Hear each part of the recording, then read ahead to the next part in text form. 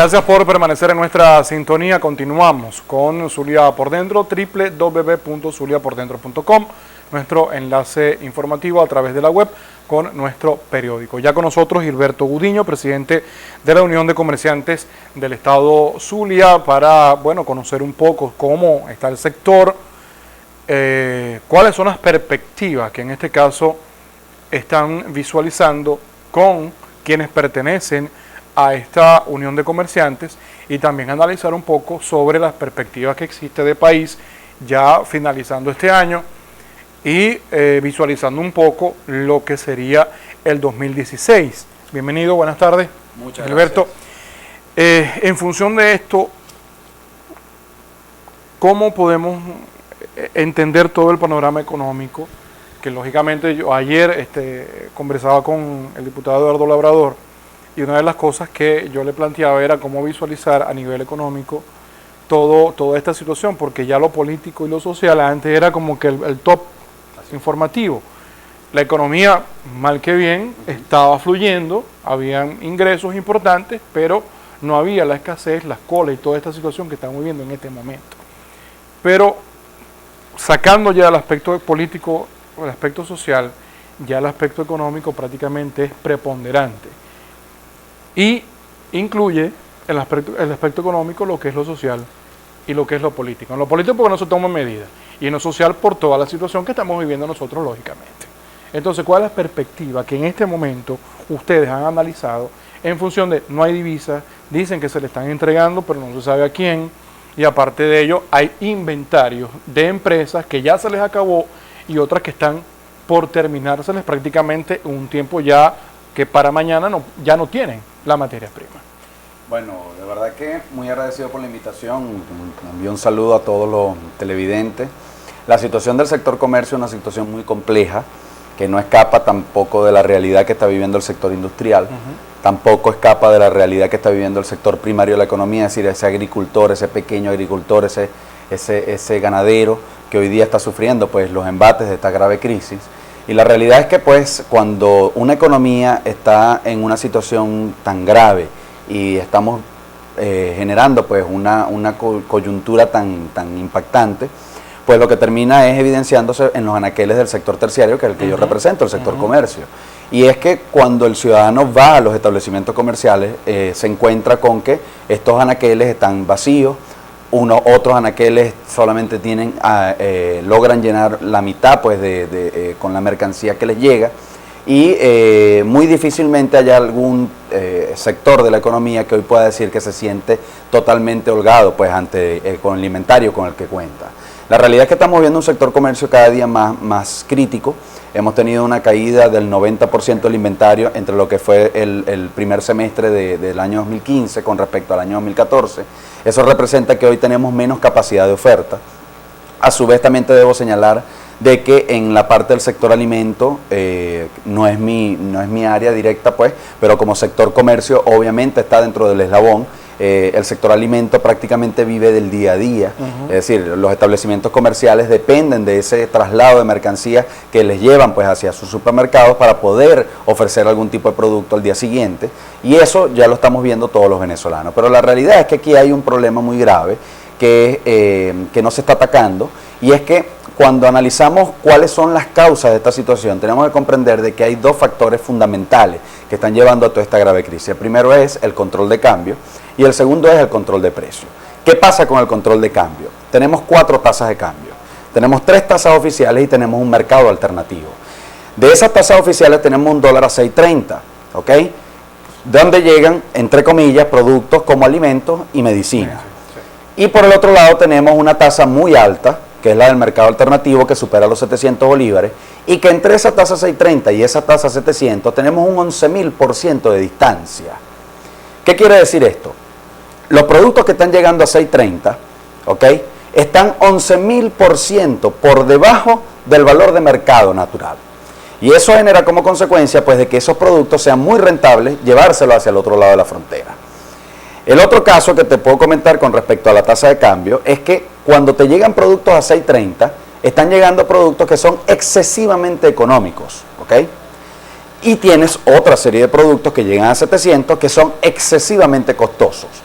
¿Qué genera esto? Pues esto genera que ante un salario mínimo cada día más depauperado, ante un salario cada día con menor capacidad de compra, eso lo que origina es que la gente vaya en búsqueda de los productos que son muy económicos, porque los productos que son excesivamente costosos cada día se hacen más inalcanzables para ese salario.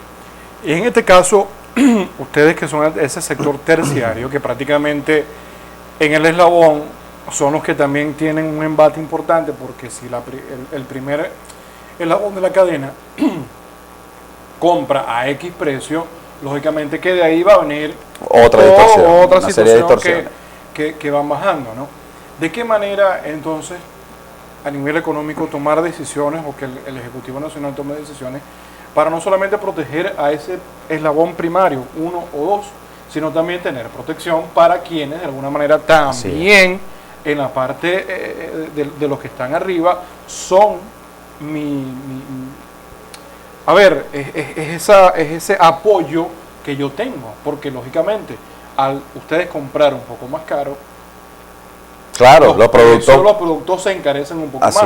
Y es donde entramos, existe una ola especulativa en función de eso. Es que cuando tú caes en un país con las distorsiones que está viviendo Venezuela, automáticamente aparecen consecuencias muy graves, como son la especulación, como son el acaparamiento, como lo es el contrabando. Pero vamos a estar muy claros, esa es la consecuencia, no la causa. Entonces, para tú atacar la causa, tú tienes que definir en primer lugar qué es lo que está originando esta grave distorsión. Ahí donde te repito que es el control de cambio, el control de precio, lo que está originando toda esta grave crisis. Algo que sí hay que ser muy enfático cuando hablamos de este tipo de situaciones que está viviendo el país, es que cada día tenemos menor capacidad productiva. Y esto es como consecuencia pues de la desaparición progresiva de empresas. Para el año 1998 Venezuela contó con un pico de empresas que rondó los 792.000. Para el año 2001 todavía sobrevivían 651.000, es decir, tenía una cantidad importante de empresas. Para el año 2008 esas empresas fueron reducidas a 475.000 según el mismo Instituto Nacional de Estadística, y para el año 2015 cerramos con menos de 350.000. ¿Eso qué quiere decirte? Que cada día tienes menor cantidad de empresas que puedan originar o que puedan producir productos terminados que van a ser ofertados pues hacia el consumidor. Y esto es producto de la desaparición de empresas. Entonces, ¿cómo nosotros pretendemos abastecer una población que de 1998 para acá ha crecido un 40%, cuando pasamos de 20 millones, de ser un país de 20 millones de habitantes a ser un país de 30 millones de habitantes, cuando tus sectores productivos cada día vienen a menos? Entonces, la realidad es que esto es una condición que estamos sufriendo y es producto de una serie de políticas económicas que se han implantado en el país y un modelo económico que lamentablemente no cree en la empresa privada, y eso es lo que está originando esta grave consecuencia. Al regreso de la pausa quisiéramos adentrarnos un poquito más en esto, porque nos preguntamos todos los días qué se está produciendo en el país a raíz que, por ejemplo, en materia de aceites no se consigue. En materia de harinas tampoco se consigue. El arroz, el azúcar, el café, solamente por nombrar algunos rubros donde hubo un proceso expropiatorio y nos dijeron: estamos tomando estas empresas porque con nosotros van a ser mucho mejor, cuando anteriormente había una producción existente, había en anaqueles productos, pero se cambió como que la forma y se cambió el fondo. Así es. Entonces, diferenciar un poco esto y analizar ya lo que vamos en este último trimestre, qué nos espera en este último trimestre y qué nos espera también prácticamente en los 3 primeros meses del año 2016, si en este momento no se corrigen estas distorsiones que se están evidenciando. A regreso de la pausa continuaremos esta conversación con Gilberto Gudiño, presidente de la Unión de Comerciantes del Estado Zulia. Ya regresamos.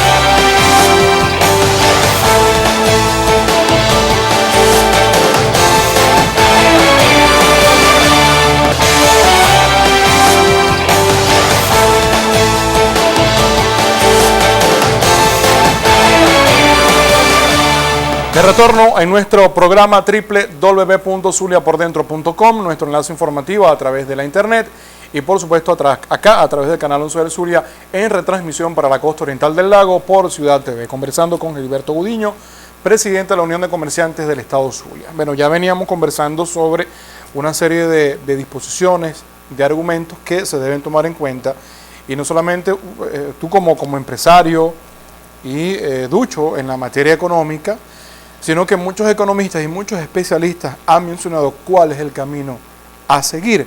Se habló mucho de una guerra económica, ya no se habla del tema, se habla de este bachaqueo que se cierran las fronteras y se quiere dar como que a conocer, están apareciendo los productos o en este caso es por el cierre fronterizo. Ahora, habrá que ver con el tiempo si fue una medida adecuada o no.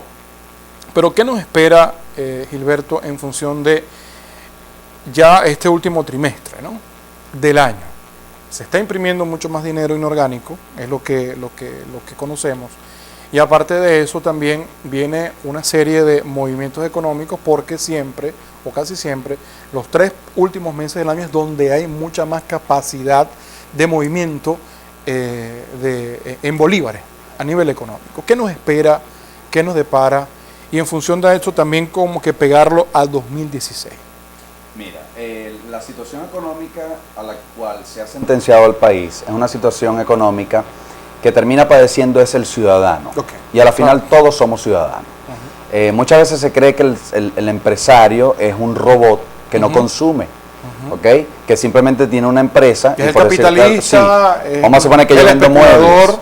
Vamos a suponer que yo vendo muebles. Okay. Se cree que es que yo vendo muebles y entonces nosotros no tenemos la necesidad de salir también al mercado a buscar pues alimentos, medicina, pañales para el bebé y X cantidad de productos. La realidad es que el empresario también es un consumidor más, ¿ok? Porque quizás si yo vendo muebles, yo puedo satisfacer mi necesidad de muebles en la casa, pero no tengo la capacidad para satisfacer mi necesidad de alimentos y mi necesidad de medicina, y para eso tengo que ganar dinero para tratar de solventar esa necesidad. Entonces, cuando uno parte de esto, comprendemos entonces que todos los ciudadanos somos necesarios en primer lugar, porque todos los ciudadanos consumimos y todos los ciudadanos tenemos la necesidad de que haya producción. Cuando analizamos cuál es la verdadera causa de todo esto, entramos en primer lugar a la falta de producción. En Venezuela hay falta de producción. El aparato productivo nacional, ¿okay?, teniendo la capacidad para poder abastecer al mercado, no se le generan los incentivos suficientes para que esa capacidad pueda ser explotada a su máxima expresión y de esta manera poder colocar muchos más productos en el mercado. ¿Por qué se desincentiva el aparato productivo nacional? Porque tú pechas a la empresa a un margen de ganancia que no es que es malo, porque si fuera un margen de ganancia del 20 o del 30%, con una inflación del 5 o del 10%, eso es un margen de ganancia óptimo. De hecho, si nosotros fuéramos un país con un solo dígito de inflación, suponte que pudiésemos estar rondando entre el 1 y el 6%, como sucede en Colombia, como sucede en Perú, como sucede en Chile, Ecuador, ¿okay?, tú pudieses estar bajando más bien tu margen de ganancia y pudieses trabajar con un 15% y sería óptimo. Eso sucede en esos países.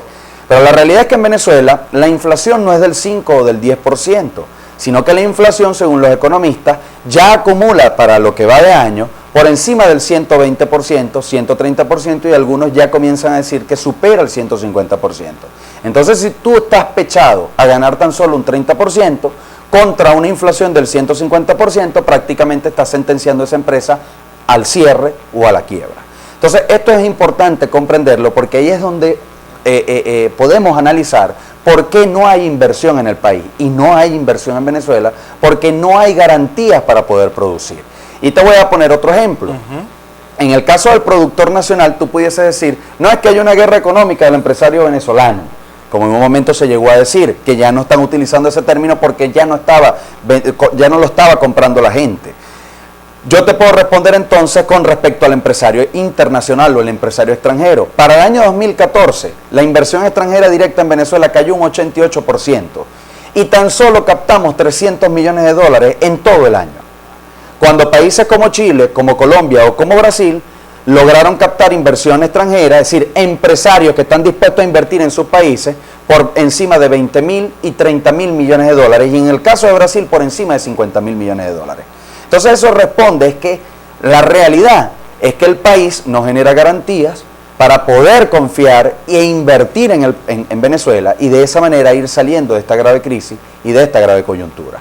Y ahí es donde yo parto siempre de la premisa fundamental que tiene la Organización de las Naciones Unidas, que señala que la empresa privada es la bisagra fundamental que permite a las economías subdesarrolladas abrir la puerta que les permitirá pasar o acceder hacia el desarrollo.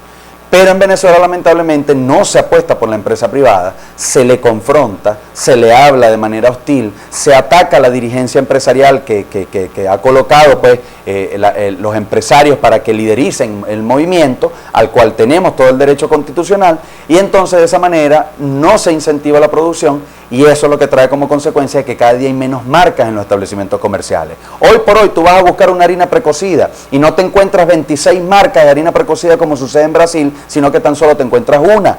Y eso habla muy mal de nuestro mercado. 26 marcas de harina precocida se encuentran en Brasil y en Venezuela tan solo se ubica una.